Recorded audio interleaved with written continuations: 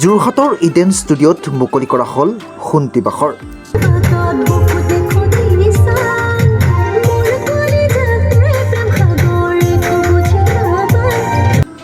অসমীয়াৰ নতুন বছৰ আদৰাৰ সময়তেই বহাগ বিহুৰ সময়ত সংগীতপ্ৰেমীসকলৰ বাবে এটি মনোমোহা বিহুসুৰীয়া গীত ইউটিউব চেনেলত মুকলি কৰা হয়। তামান্না মিউজিকেলৰ ইউটিউব চেনেলত মুকলি কৰা হৈছে শুন্তি বাখৰ নামৰ গীতটি। যোৰহাটৰ ইডেন ষ্টুডিঅ'ত আজি গীতটোৰ শুভমুক্তি অনুষ্ঠান অনুষ্ঠিত কৰা হয়। গীতটোৰ শিল্পী ৰশ্মি ৰাণী, গীতৰ কথা আৰু সুৰ দান কৰিছে দীপ ডিজুৱে। সংগীত পৰিচালনাৰ দায়িত্বত আছিল প্ৰাঞ্জল প্ৰদীপ ভৰালী। বাণীবন্ধন আৰু শব্দ সংমিশ্ৰণটো ইডেন ষ্টুডিঅ'ত সম্পাদনা কৰা হৈছে। গানটো ভালেই লাগিছে।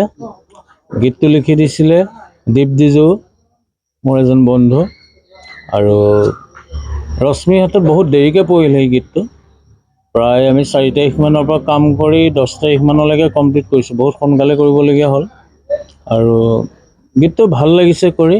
গীতটোৰ কথা সুৰ ভাল, তাৰ উপৰি ৰশ্মিয়ে গীতটো বহুত ধুনীয়াকৈ গাইছে। আশা কৰোঁ গীতটোৱে অসমবাসীৰ মন প্ৰাণ চুবলৈ সক্ষম হ'ব। এই গীতটি বহাগ মাহৰ নতুন সুৰ, নৱজীৱনৰ অসমীয়াৰ সাংস্কৃতিক গৰ্ব একেলগে মিলি গৈছে।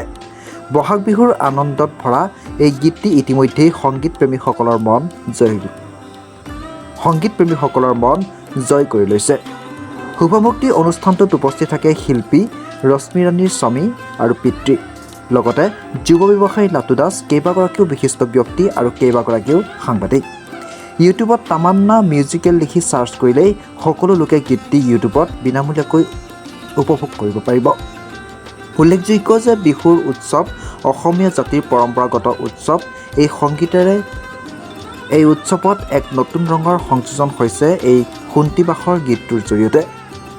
যোৰহাটৰ পৰা অনুপম বৰা ৰিপৰ্টাৰ লাইভ অসম। মই তাত কণ্ঠদান কৰিছোঁ আৰু মই ভাবোঁ অসমৰ সকলোৱে গীতটো আদৰি ল'ব, খুব ভাল পাব গীতটো।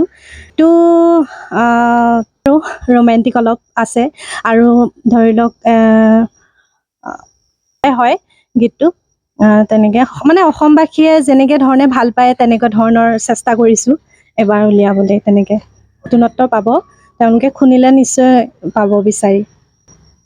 ইউটিউব চেনেলত তামান্না মিউজিকেল বুলি আছে আৰু RK ৰশ্মি মিক্স বুলি চাৰ্চ কৰিলে পাই যাব গীতটো। সকলোৱে ইউটিউবত পাব। হয়, আজি শুভমুক্তি কৰা হৈছে গীতটো।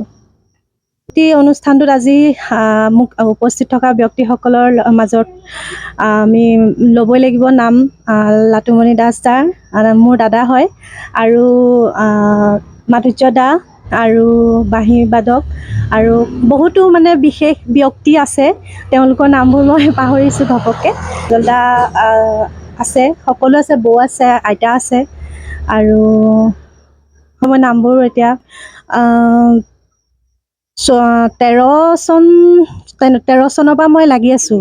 মোৰ এইটো আপোনাৰ 9 নম্বৰ মানৰ মোৰ নিজৰ গীত, কিন্তু মই বেলেগৰ গীততো কণ্ঠদান কৰিছোঁ। বিহু মঞ্চৰ কাৰণে আমাৰ প্ৰেক্টিচ চলি আছে বৰ্তমান।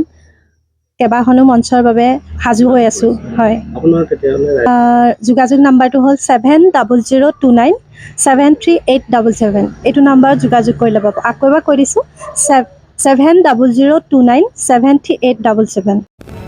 Reporter live Assam.